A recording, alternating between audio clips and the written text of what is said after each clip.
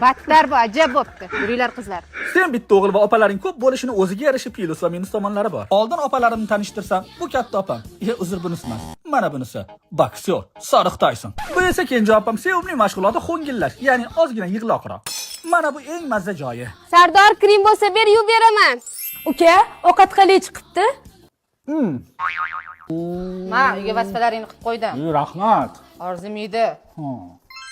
Minus tomonlari esa Sardor, aytda bitta bola opangga gap otdi. Yur.